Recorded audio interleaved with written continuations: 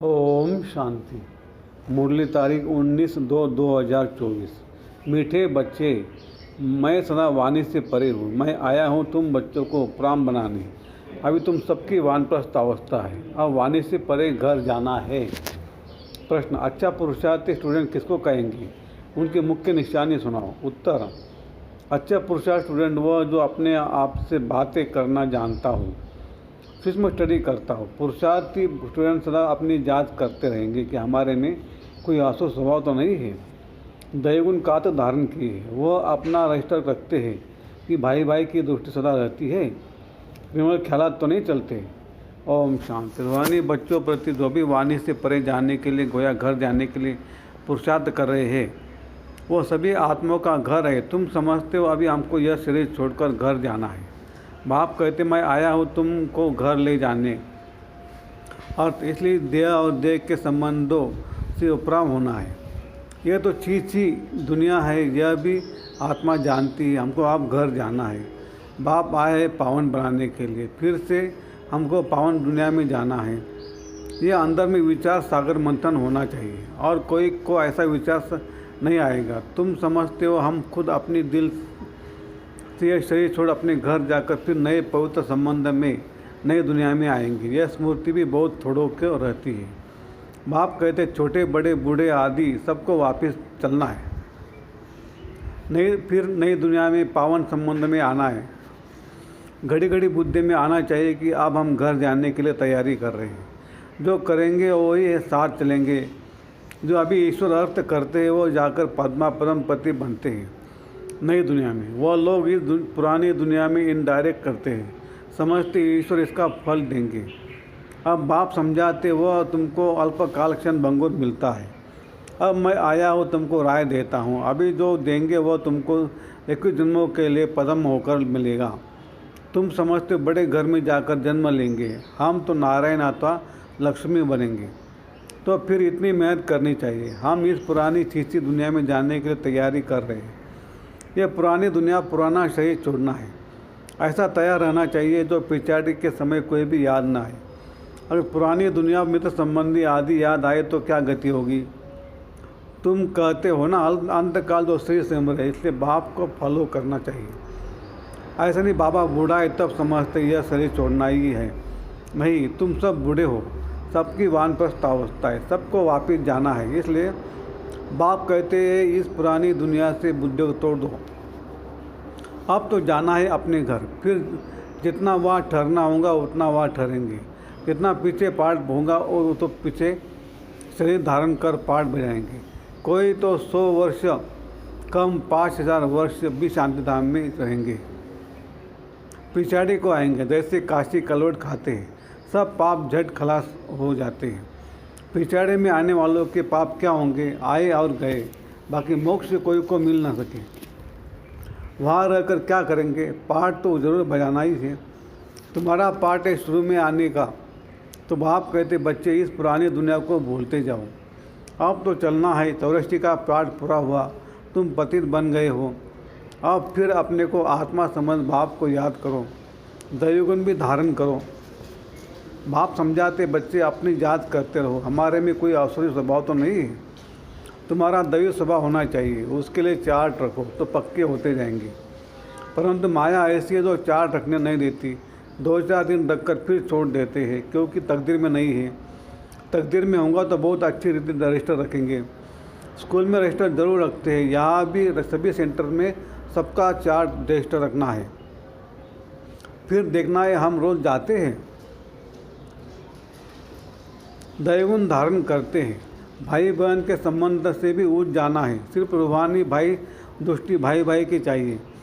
हम आत्मा है, कोई की क्रिमिनल दृष्टि नहीं। भाई बहन का संबंध भी इसलिए है क्योंकि तुम ब्रह्मा कुमार कुमारिया हो, एक बाप के बच्चे हो। इस संगम युग पर ही भाई बहन के संबंध में रहते हैं, तो विकार की दृष्टि बंद हो जाए। एक बाप को याद करना है, वाणी से भी परे जाना है। ऐसे ऐसे अपने से बातें करना, यह भी सूक्ष्म स्टडी है। इसमें आवाज़ करने की दरकार नहीं। यह तो बच्चों को समझाने के लिए आवाज़ में आना पड़ता है, वाणी से परे जाने के लिए भी समझाना पड़ता है। अब वापस जाना है। बाप को बुलाया है कि आओ, हमको साथ ले जाओ, हम पति थे, वापिस जा नहीं सकते। पतित दुनिया में अब पावन कौन बनाए? साधु संत आदि कोई पावन बना न सके, खुद ही पावन होने के लिए गंगा स्नान करते हैं। बाप को जानते नहीं, जिन्होंने कल पले जाना है वही अब पुरुषार्थ कर रहे हैं। ये पुरुषार्थ भी बाप बिना कोई करा नहीं सकता, बाप ही सबसे ऊंच है। ऐसे बाप को पत्थर टिक्कर में करने से मनुष्य क्या क्या हाल हो गया है। सीढ़ी उतरते ही आए हैं, कहा वह संपूर्ण निर्विकारी, कहा है संपूर्ण विकारी। इन बातों को मानेंगे भी वही जिन्होंने कल पहले माना होगा। तुम्हारा फर्ज है जो भी आए उनको बाप का फरमान बताना, सीढ़ी के चित्र पर समझाओ। सभी की अब वानप्रस्थ अवस्था है, सभी शांतिधाम और सुखधाम में आ जाएंगे। सुखधाम में वह जाएंगे जो आत्मा को बुद्धियोग बल से संपूर्ण पवित्र बनाएंगे। भारत का प्राचीन योग भी गाया हुआ है। आत्मा को अब स्मृति आती है, बराबर हम पहले पहले आए हैं, अब फिर वापस जाना है। तुमको अपना पाठ याद आता है, जो इस कुल में आने वाले नहीं है उनको याद भी नहीं आता कि हमको पवित्र बनना है। पवित्र बनने में ही मेहनत करनी पड़ती है। बाप कहते अपने को आत्मा समझ मुझे याद करो तो विक्रमाजित बनेंगे, और भाई बहन समझो तो दृष्टि बदल जाएंगी। सत्युग में दृष्टि खराब नहीं होती। बाप तो समझाते रहते, बच्चे अपने से पूछो हम सत्युगी देवता है या कलयुगी मनुष्य। तुम बच्चों को बहुत अच्छे अच्छे चित्र स्लोगन आदि बनाने चाहिए। एक कहे सत्युगी हो या कलयुगी हो, दूसरा फिर दूसरा प्रश्न पूछे, ऐसे धूम मचा देनी चाहिए। बाप तो श्रीमत देते पतितों को पावन बनाने की, और धंधे आदि से हम क्या जाने। बाप को बुलाया ही है, आकर मनुष्य से देवता बनने का रास्ता बताओ। वह मैं आकर बताता हूँ। कितनी सिंपल बात है, इशारा ही बहुत सहज है। मनमनाव हो, अपने को आत्मा समझ बाप को याद करो। अर्थ न समझने के कारण गंगा को पतित पावन समझ लिया है। पतित पावन तो बाप है। अभी सभी के कयामत का समय है, हिसाब किताब चुप कराए वापस ले जाते हैं। बाप समझाते हैं तो समझते भी है, पर तकदीर में नहीं है तो गिर पड़ते हैं। बाप कहते भाई बहन समझो, कभी खराब दृष्टि न जाए। किसको काम का भूत, लोभ का भूत आ जाता है। कभी अच्छा खाना भोजन देखा तो आसक्ति जाती है। चने वाला देखेंगे तो करेगी खाने की, दिल करेगी खाने, फिर खा लिया तो कच्चे होने के कारण जल्दी असर पड़ जाता है, बुद्धि भ्रष्ट हो जाती है। माँ बाप अनन्य बच्चे जिन्हों को सर्टिफिकेट देते हैं उनको फॉलो करना चाहिए। एक का जो मिले वह मीठा समझकर खाना चाहिए। जबान ललचाएमान नहीं करनी है। योग भी चाहिए, योग नहीं होगा तो कहेंगे फलानी चीज़ खानी चाहिए, नहीं तो बीमार पड़ जाएंगे। बुद्धि में रहना चाहिए, हम आए हैं देवता बनने के लिए, अब हमको वापस घर जाना है। फिर बच्चा बनकर माँ की गोद में आएंगे। माता का जो खान पान होता है उसका असर बच्चे पर भी पड़ता है। वहाँ यह कुछ भी बातें होती नहीं, वहाँ सब कुछ फर्स्ट क्लास होगा। हमारे लिए माता खाना आदि भी फर्स्ट क्लास खाएंगे जो हमारे पेट में जाएगा। वहाँ तो है ही फर्स्ट क्लास। जन्म लेने से खान पान सब शुद्ध होता है। तो ऐसे स्वर्ग में जाने की तैयारी करनी चाहिए। बाप को याद करना है।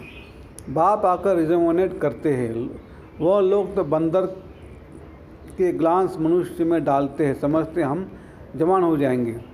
जैसे हार्ट नहीं डालते बाप, कोई हार्ट नहीं डालते, बाप तो आकर चेंज करते हैं। बाकी ये सब साइंस बॉम्ब्स आदि बनाते हैं, यह तो दुनिया को ही खलास करने की चीज़ें हैं। तमो प्रधान बुद्धि है ना, वह तो खुश होते हैं कि यह भी भावी बनी है। बॉम्ब जरूर बनने ही है। शास्त्रों में फिर लिखा हुआ है पेट से मूसल निकले, फिर यह हुआ। अब बाप ने समझाया यह सब भक्ति मार्ग की बातें हैं। राजयोग तो मैंने ही सिखाया था, वह तो एक कहानी हो गई जो सुनते सुनते यह हाल हो गया है। अभी बाप सच्चे सत्यनारायण की कथा, सिद्धि की कथा, अमरनाथ की कथा सुना रहे हैं। इस पढ़ाई से तुम यह पद पाते हो। बाकी श्री कृष्ण आदि तो है नहीं, जो दिखाया है स्वतंत्र चक्र से सबको मारा। मैं तो सिर्फ राजू खिलाकर पावन बनाता हूँ, हम तुमको स्वतंत्र चक्रधारी बनाते हैं। उन्होंने फिर श्री कृष्ण को चक्रधारी दिखाया है। स्वतंत्र चक्र फिराएंगे कैसे? जादू की थोड़ी बात है, यह तो है सब एक ग्लानी है ना। सो भी आधा कल्प चलती है। कैसा वंडरफुल ड्रामा है। अभी छोटे बड़े सबकी वानप्रस्थ अवस्था है। अब हमको जाना है बाप, इसलिए बाप को याद करना है। दूसरा कुछ भी याद ना आए, ऐसी अवस्था हो तब उस पद पा सको। अपने दिल से पूछना चाहिए हमारा रजिस्टर कहाँ तक ठीक है। रजिस्टर से चलन का मालूम पड़ेगा, रेगुलर पढ़ते हैं वा नहीं। कई तो झूठ भी बोल देते हैं। बाप कहते सच बताओ, नहीं बताएंगे तो तुम्हारा ही रजिस्टर खराब होगा।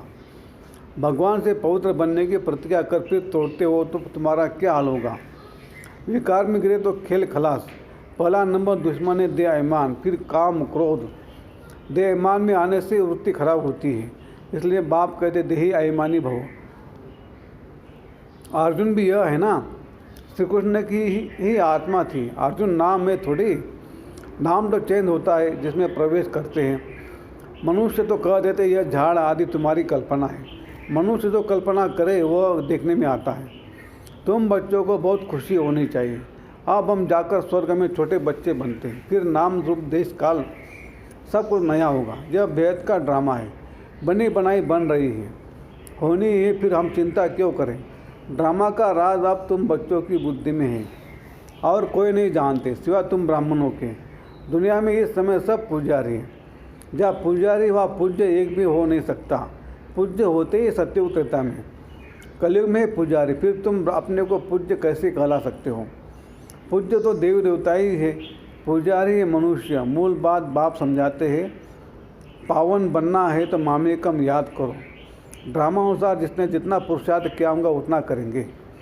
अच्छा, मीठे मीठे सिगलते बच्चों प्रति माता पिता बाप दादा का याद प्यार और गुड मॉर्निंग। रूहानी बाप की रूहानी बच्चों को नमस्ते।